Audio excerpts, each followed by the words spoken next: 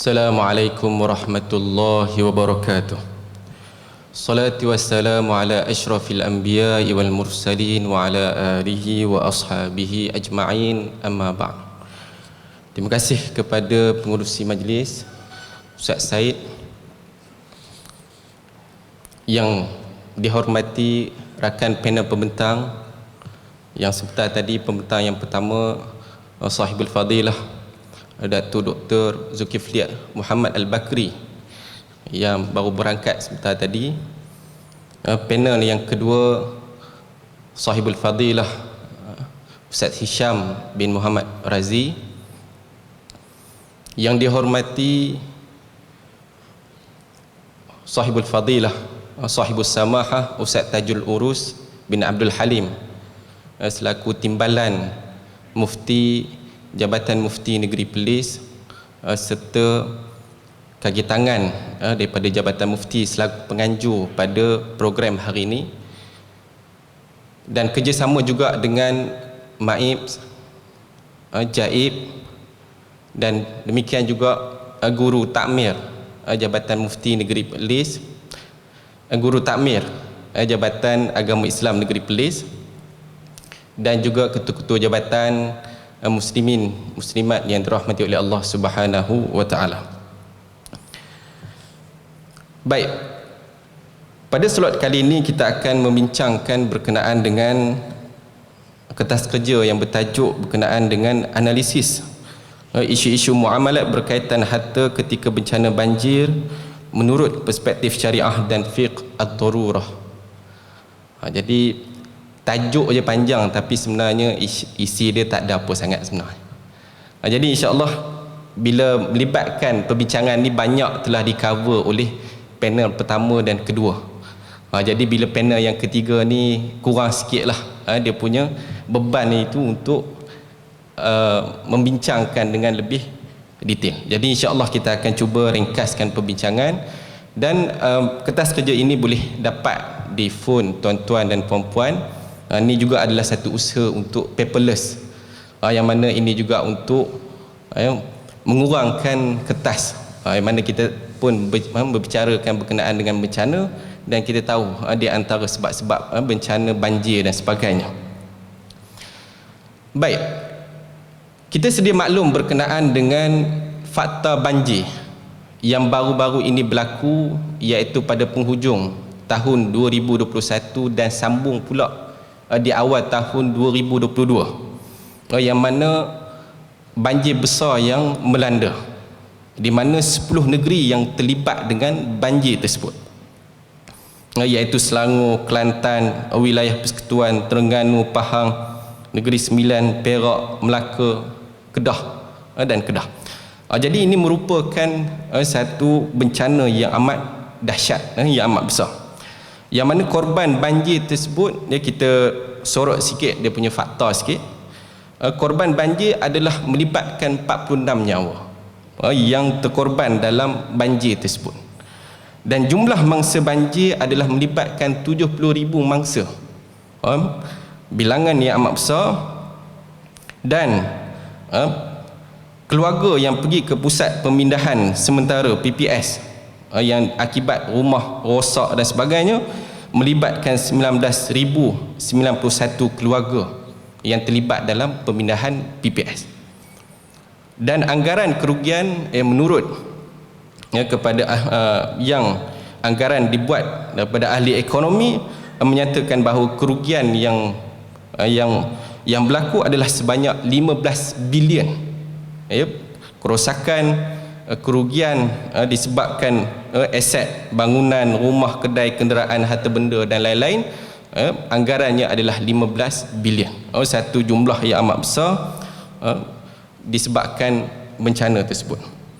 Jadi banyaklah bantuan, sama ada daripada kerajaan persekutuan, kerajaan negeri, dan di peringkat negeri Perlis juga kita ada daripada kerajaan negeri turut membantu, dan demikian juga Maib turut membantu pada bantuan awal sebanyak 300,000, dan demikian juga dengan institusi agama yang lain daripada Jaib, Jabatan Mufti dan Jabatan Mufti pun menganjurkan untuk tabung bencana.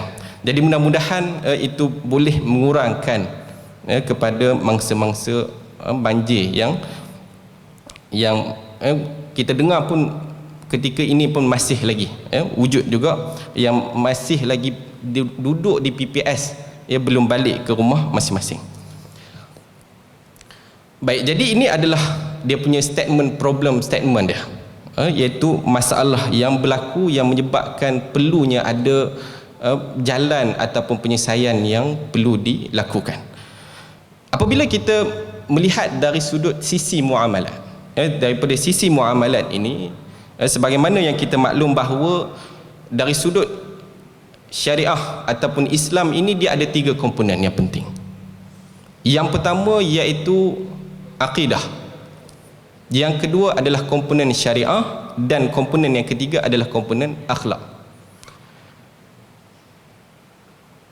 Jadi itu adalah 3 komponen yang besar, dan komponen syariah itu kalau lihat para ulama silam, dia membahagikan kepada 2, iaitu ibadah dan adat ataupun muamalat.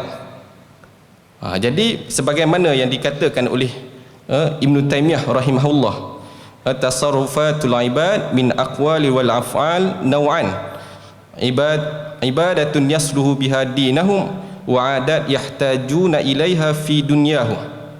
Perbuatan manusia dari segi perkataan dan perbuatan ada 2 jenis.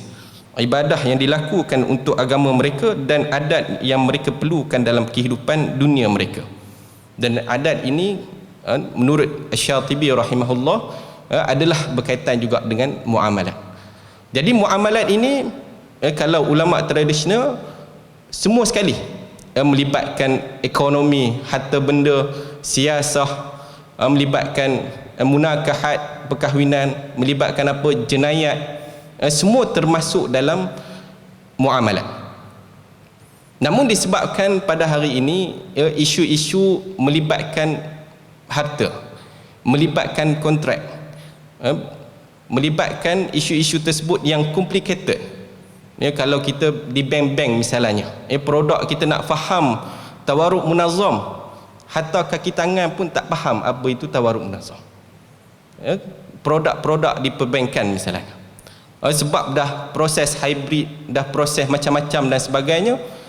Jadi apabila melibatkan kontrak, melibatkan harta benda dan sebagainya, maka dia perlukan kepada penician. Maka ulama moden seperti Osman Shibir mentakrifkan bahawa muamalat itu adalah yang melibatkan kepada harta benda, iaitu apabila melibatkan kontrak, melibatkan bagaimana untuk kita mendapatkan harta, untuk mendapatkan yang seumpama dengannya. Jadi apabila kita nak membicarakan berkenaan dengan muamalat, kita skopkan kita adalah harta benda. Kita tak masuklah munakahat, kita tak masuk siasah dan sebagainya. Kita tak masuk sebab dia ada nama-nama yang spesifik. Munakahat ada dia punya bidang keilmuan dia, jenayat ada bidang keilmuan dia. Jadi dari sudut muamalat ini, itu dari sudut sisi dia. Walaupun dari sudut muamalat ini, ukuran dia adalah bila bolehnya untuk diinovasikan, inovasikan dia, disebabkan hampir sepakat para ulama berkenaan dengan kaedah al-aslu fil muamalat al-ibahah hatta yadullah dalilu ala tahrimi. Asal hukum kepada muamalat itu adalah harus, kecuali ada dalil yang melarang dia, dan dalil untuk melarangnya pun tak banyak. Adalah beberapa, namun yang asalnya adalah melibatkan misalnya riba, tak boleh ada riba, tak boleh ada gharar, tak boleh ada maisir, kezaliman dan sebagainya, tidak boleh ada. Namun selagi mana tak ada 3 prinsip tersebut, 3 larangan tersebut, maka boleh untuk dilakukan inovasi dalam muamalat. Baik, itu berkaitan dengan muamalat. Dan kita masuk kepada topik berkenaan dengan konsep ad-darurah dalam Islam dan garis panduannya menurut syarak. Jadi walaupun berlakunya pelbagai inovasi dalam muamalat kita seharian, namun ada keadaan-keadaan tertentu yang menyebabkan kita tak boleh melakukannya walaupun diberikan keluasan, tetapi ada kalanya kita terpaksa kena langgar, bukan disebabkan kita nak sengaja nak langgar, namun ada sebab-sebab yang munasabah, sebab-sebab yang terdesak.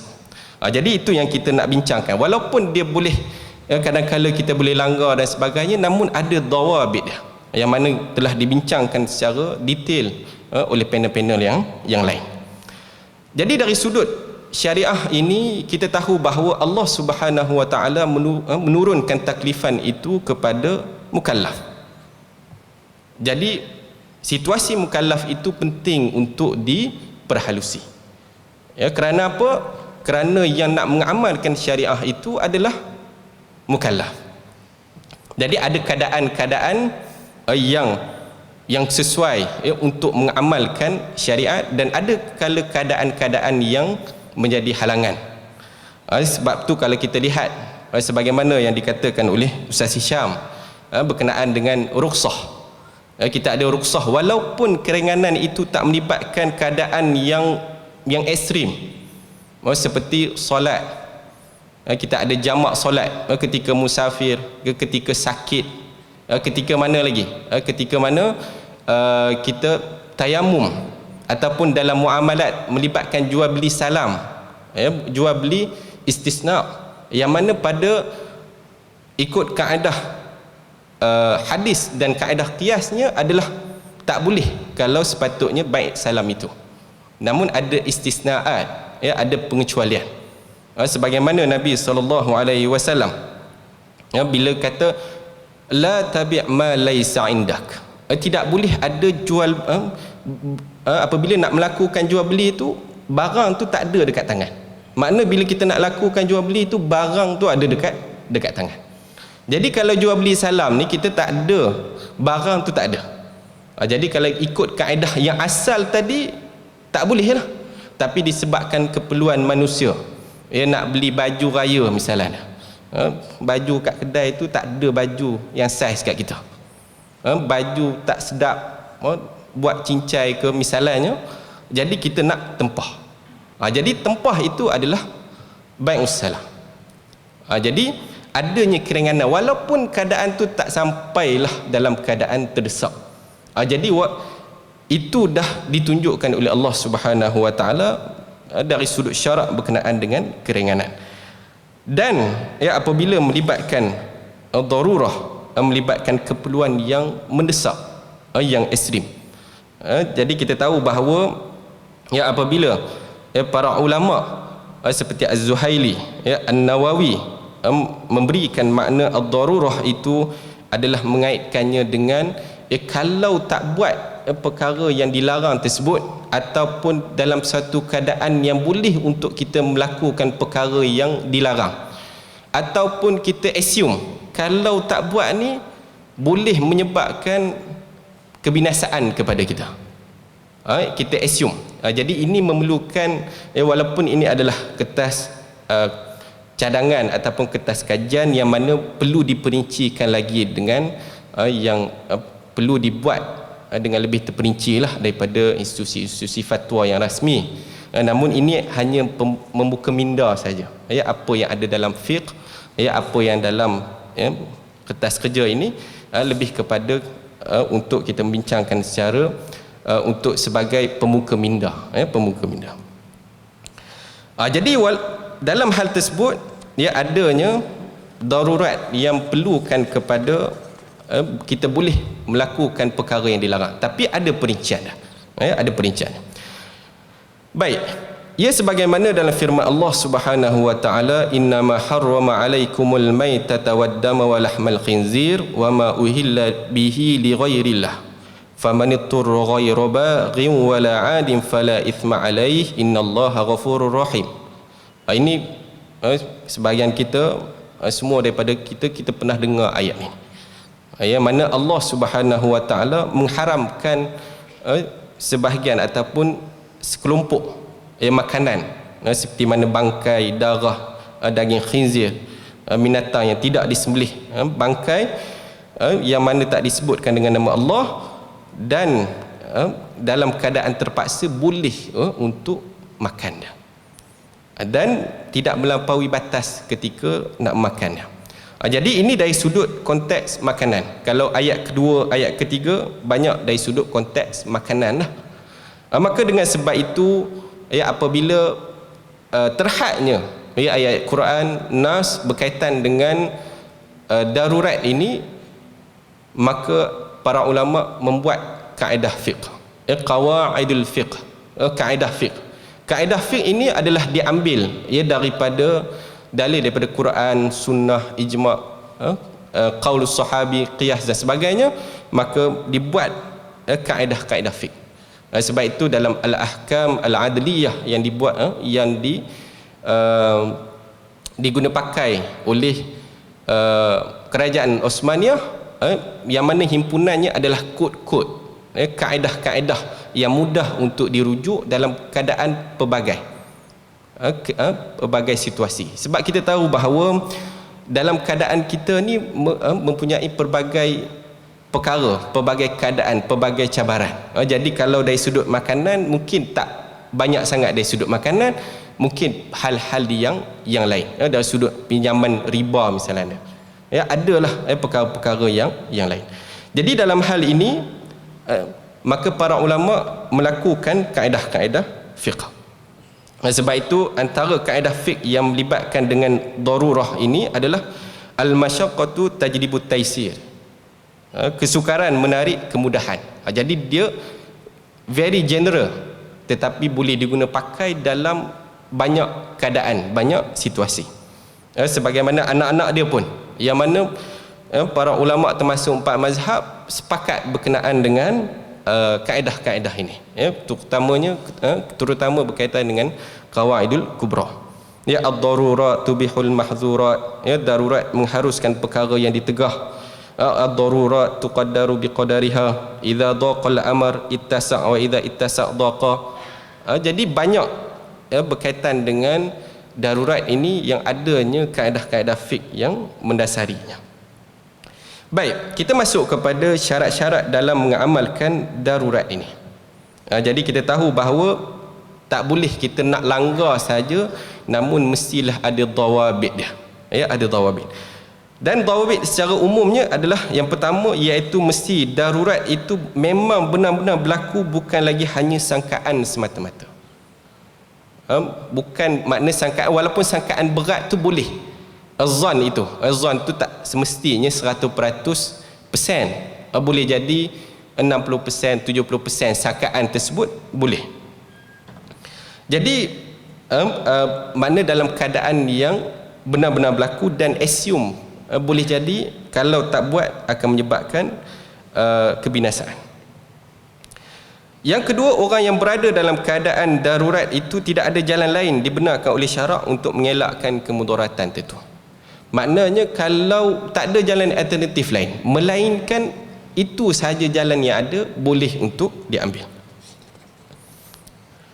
Dan yang ketiga, orang yang dalam keadaan darurat itu mestilah berusaha untuk memilih perkara yang terang-terang melanggar prinsip asas syariah. Kita tahu bahawa dalam syariat ini ada benda yang besar. Jadi kita tak boleh kita nak langgar satu mudarat yang kecil dengan kita buat mudarat yang besar. Kita nak selamatkan satu nyawa, kita korbankan 10 nyawa. Kita nak selamatkan satu nyawa, kita korbankan 100 nyawa. Tak boleh lah gitu. Dan demikian juga ketika melepaskan keadaan daruratnya seorang itu, mestilah sekadar melakukan kadar yang makna melakukannya dengan kadarnya sahaja. Tak boleh untuk berlebih-lebihan. Ni kalau makan benda yang haram tu sampai kekenyangan, tak boleh. Sekadar sahaja untuk menampung, untuk melangsungkan kehidupan. Baik, seterusnya iaitu berkenaan dengan contoh-contoh fatwa darurat dalam muamalat. Jadi kita adalah fatwa-fatwa, contoh-contoh, walaupun sebahagian banyaknya adalah dari sudut perkara yang umum, bencana-bencana ada satu dua contoh kalau kita lihat dari sudut kertas kerja ini. Misalnya kalau fatwa antarabangsa, kalau di Eropah, majlis fatwa di Eropah apabila melibatkan golongan minoriti Muslim, menyatakan bahawa boleh untuk mereka melakukan pinjaman pembiayaan secara riba. Sebab apa? Sebab tak ada dia punya bank Islam itu, tidak ada macam kita dekat Malaysia ni. Apa dia hujah dia? Alasan dia antaranya adalah ad-daruratu tubihu al-mahzurat. Ini secara ringkaslah kita nak ambil darurat punya isu. Demikian juga fatwa yang dikeluarkan oleh Al-Qaradawi yang menyatakan dalam fiqhuz zakah, iaitu aku khususkan yang mengenai sifat al-gharimin. Apabila kena bencana ini, sepatutnya 8 asnaf tak termasuk, tetapi apabila kena bencana boleh dimasukkan dalam asnaf al-gharimin. Ini antara fatwa semasa apabila melibatkan bencana. Dan demikian juga di Malaysia, kalau kita lihat di Muzakarah Jawatankuasa Fatwa Kebangsaan, dia ada mengeluarkan beberapa lah fatwa. Kalau kita melihat misalnya penyucian dividen simpanan KWSP, walaupun pada asalnya memang ada bercampur kan sebelum kita masuk kepada KWSP yang semua daripada sudut akaun syariah, tetapi sebelum itu bercampur. Jadi sebelum nak pindah perlu ada penyucian tak? Had tu dia Jawatankuasa Fatwa membenarkan tak perlu adanya penyucian dengan sebab darurah ini. Demikian juga dengan pengenaan cukai, demikian juga dengan ASB. Kita pun maklum dengan kontroversi berkaitan dengan perkara tersebut. Demikian juga kalau kita perhalusi lagi fatwa yang sebelum tu, 19 tahun 1993, iaitu berkenaan dengan waktu tu bank-bank Islam masih belum lagi wujud di Malaysia, iaitu berkenaan dengan bolehnya untuk membuat pinjaman di bank-bank perdagangan. Disebabkan darurat yang ada, masyaqqah yang ada, menyebabkan perkara itu difatwakan. Jadi kita lihat ini adalah fatwa-fatwa yang berkaitan, contoh-contoh bila melibatkan dalam keadaan masyaqqah, boleh untuk melakukan perkara yang dilarang disebabkan untuk keperluan hidup. Baik. Jadi apabila kita nak lihat dari sudut bencana ini, jadi apabila saya membuat satu sorotan kepada fakta-fakta yang dikeluarkan oleh media misalnya, dikeluarkan oleh data-data rasmi, maka kita akan dapati ada beberapa isu muamalat yang berlaku dalam ketika bencana ni. Antara yang berlaku iaitu apa dia, dan ada kala juga saya bersama dengan tim penyidikan buat temu ramah juga sikit sebanyak, iaitu yang pertama berkenaan dengan pinjaman berasaskan riba. Kita maklum bahawa apabila mangsa banjir ini, kerosakan rumah, kerosakan kenderaan yang memerlukan ganti rugi yang banyak, kos yang banyak, puluh ribu. Namun dalam masa yang sama, untuk dapatkan pinjaman daripada sudut Islami itu, pembiayaan Islami itu, adanya halangan, jangka masa yang panjang. Sebelum tu dah buat pinjaman misalnya, jadi tak tahu nak kod mana dah. Jadi ada di kalangan mangsa ni pergi dekat mana? Dekat pinjaman wang belesin. Jadi pinjaman wang belesin ni kita tahulah dia adalah pinjaman dengan faedah, yang mana kita tahu itu adalah riba. Jadi dalam keadaan ini macam mana? Ini pemuka minda saja lah. Ini perlu diperhalusi oleh jabatan-jabatan fatwa yang rasmi. Jadi kalau kita lihat kepada hukum asal kepada perkara tersebut, kita tahulah bahawa riba ini adalah perkara yang diharamkan oleh syarak. Jadi dalam perkara tersebut kita maklum sebagaimana yang disebutkan oleh Nabi SAW, kullu qardin jarra manfa'ah fahuwa wajhun min wujuhir riba. Itu kita maklum berkenaan dengan larangan riba, dan di antara salah satu dosa besar juga.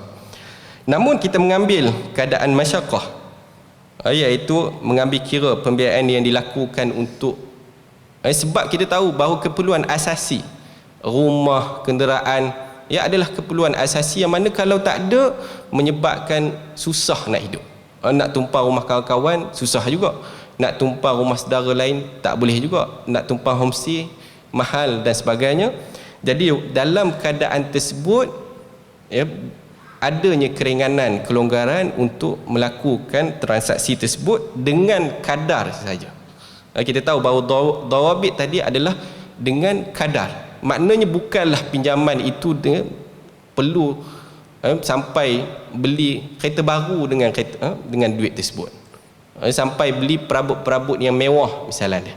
Jadi perkara-perkara tersebut perlu lebih lagi diperhalusi. Yang kedua iaitu penangguhan hutang bagi mangsa yang terlibat dengan banjir. Jadi kita maklum bahawa mangsa banjir ini mengalami kerugian dan di kalangan mereka itu berhutang. Di kalangan mereka yang berhutang. Jadi dalam keadaan tersebut, walaupun dari sudut syariah dia adalah hutang wajib dibayar. Wajib dibayar dan pemiutang boleh tuntut. Namun dalam keadaan tersebut syarak membezakan di antara golongan penghutang yang mu'sir dan musir. Di kalangan penghutang yang sukar dan penghutang yang senang. Sebagaimana dalam firman Allah, wa in kana dzu usratin fanadhiratun ila maisarah wa an tasaddaqu khairul lakum in kuntum ta'lamun. Dan jika orang yang berhutang itu sedang mengalami kesempitan hidup, maka berilah tempoh sehingga ia lapang hidupnya. Al-Baqarah 280. Jadi dalam ayat ini memberikan kelapangan. Jadi pemiutang tu tak bolehlah nak mendesak. Walaupun kita tahu dia ada hak, tetapi dalam keadaan penghutang yang sukar, ia perlu diberikan tangguhan. Kalau kita lihat adanya moratorium, kalau di peringkat institusi bank boleh untuk penangguhan. Demikian juga dengan individu-individu, kalau dibuat hutang secara individu. Yang ketiga berkaitan dengan isu kerosakan rumah sewa akibat bencana banjir ditanggung oleh penyewa ataupun pemilik rumah. Jadi kita tahu bahawa apabila mangsa banjir ini ada di kalangan mereka yang menyewa rumah tersebut. Jadi bila menyewa ni, rumah rosak disebabkan bencana. Jadi siapa nak tanggung? Jadi tuan rumah kata penyewa kena tanggung sebab penyewa waktu jadi bencana tu penyewa yang duduk. Jadi dari sudut perbahasan syariah dia, kita tahu bahawa akad ijarah, sewaan ini siapa yang kalau kita jual beli, iwat yang berlaku secara jual beli, kita bagi barang, dia bagi duit. Tetapi apabila sewaan ini dia bagi perkhidmatan, dia bagi perkhidmatan, kita sewa perkhidmatan. Iwat itu berlaku, pertukaran itu berlaku, tetapi apa yang timbal balas adalah perkhidmatan, bukan barang. Jadi kalau kita ambil manfaat itu, selagi manfaat itu ada, selagi itulah kita bayar. Tapi kalau manfaat, kalau harta itu hilang, manfaat tak ada, tak valid lah sewaan tersebut. Jadi perkara tersebut. Jadi untuk konsep sewaan ini, asasnya barang tersebut perlu ditanggung oleh pemilik lah. Ditanggung oleh pemilik. Melainkan ada pengecualian yang sedikit apabila melibatkan contohnya pemilik yang atas kecuaian dia, penyewa di atas kecuaian dia rosakkan. Dia rosakkan, misalnya terosak sikit disebabkan pelakuan dia, maka had tu yang dia kena ganti. Tetapi apabila melibatkan bukan kesalahan daripada penyewa, maka pemilik yang perlu tanggung. Jadi dalam masalah ini, maka yang perlu tanggung adalah pemilik. Namun tak apalah kalau dua-dua, penyewa pun kena banjir, pemilik pun kena banjir, mungkin ada third party yang boleh bantulah. Tetapi ini dari sudut berbahasan syariah dia. Yang seterusnya iaitu menyupai barang atau harta ketika bencana, luqatah. Jadi kita tahu bahawa apabila barang yang hanyut dengan banjir ni, bangunan pun hanyut, apatah lagi barang-barang yang kecil. Bangunan pun hanyut, maka menyebabkan ya, kereta pun hanyut, motor hanyut, basikal hanyut, semua hanyut. Jadi apabila melibatkan fakta kes bahawa mangsa banjir kadang-kadang menjumpai barang yang hanyut, seperti makanan, pakaian dan barang-barang berharga. Jadi apabila melibatkan barang luqatah ini, kita maklum dari sudut perbahasan syaraknya wajib untuk diambil, disimpan dan dihebahkan sampailah tuan dia tahulah berkaitan dengan barang tersebut. Namun apabila kita melibat situasi mendesak, mungkin ya, dalam situasi yang dia nak keluar tak boleh, dah hanyut kan, nak pergi kat mana pun tak boleh, bantuan nak datang pun tak boleh, maka bolehlah untuk dia ambil pakaian ke, ataupun dengan kadar yang perlulah, makanan dan sebagainya. Dan yang seterusnya berkenaan dengan isu muamalat yang timbul ketika bencana ini adalah merosakkan harta orang lain disebabkan hal-hal darurat ini. Jadi kita tahu bahawa apabila keadaan yang mencabar, kadang-kadang kita terpaksa kena merosakkan harta orang lain. Contohnya kalau kita terperangkap dekat bangunan, kita kena pecahkan pintu dia, kan, kita kena pecahkan tingkap dia misalnya. Kita duduk kereta, kereta kawan kita terpaksa kena pecahkan cermin dia. Sebab kalau kita tak buat macam tu, dia akan menyebabkan kita lah yang akan binasa ataupun mudarat dan sebagainya. Ataupun kita berada di atas rumah orang, dah banjir rumah orang, kita bijak-bijak runtuh pula dia punya bumbung dia. Jadi dalam perkara tersebut ada situasi-situasi yang melibatkan kita merosakkan barang orang lain. Jadi pada hukum asalnya kita maklum bahawa tak boleh untuk kita merosakkan barang orang lain tanpa keizinan ataupun kita rosakkan. Jadi diharamkan oleh syarak. Jadi dalam hal tersebut, dalam situasi darurat banjir, bolehnya kita melakukan kerosakan kepada harta orang lain dengan kadar untuk menyelamatkan kita daripada mudarat. Kita terpaksa kena alihkan kereta misalnya, sebab kalau tak alih menyebabkan air tak boleh nak keluar. Ini menyebabkan kita perlu lihat dengan lebih komprehensif. Yang terakhir, dapat 6 poin saja untuk ni, kalau nak lebih lagi susahlah. Baik, kecurian untuk keperluan hidup ketika bencana banjir. Jadi kita tahu bahawa bila mangsa banjir yang terlibat ni, dia kita maklum tak boleh keluar, bantuan daripada luar pun tak boleh nak masuk. Jadi kita pun dengar kan di media-media pun adanya kecurian yang berlaku, yang berlaku. Jadi bila kecurian berlaku, kita maklumlah bahawa kecurian ini dalam apa-apa keadaan pun diharamkan oleh syarak. Jadi dalam keadaan terdesak masyarakat ini, sebab kita nak keluar tak boleh, orang nak masuk bantuan pun tak boleh, makanan tak ada, jadi tengok kat rumah rakan kita, jiran kita, ataupun ada kedai sebeneka dekat tepi rumah kita, jadi kita pun pecah masuk, ambil makanan untuk kelangsungan hidup. Bukan ambil tu dengan ambil periuk nasi, ambil perabot, tapi kalau perabot ni kalau hujan banjir rosak lah kan. Ni ambil barang-barang berharga, pecah kedai emas. Sebab apa? Darurat banjir. Tak boleh bila melibatkan perkara tersebut, tapi adanya ruang kelonggaran yang boleh dibuat untuk melibatkan perkara-perkara tersebut. Jadi itu adalah 6 situasi yang kita sempat fikirkan berkenaan dengan apakah isu-isu yang berlaku ketika bencana banjir. Walau bagaimanapun ia memerlukan kepada perbincangan yang lebih diperharusi lagi berkenaan dengan perkara tersebut. Jadi insya-Allah cukup sekadar itu sahaja pembincangan kertas kerja ini. Jadi terima kasih di atas perhatian dan minta maaf di atas kekurangan dan sebagainya. Aku liqauli hadza wa astaghfirullahal azim li wa lakum. Assalamualaikum warahmatullahi wabarakatuh.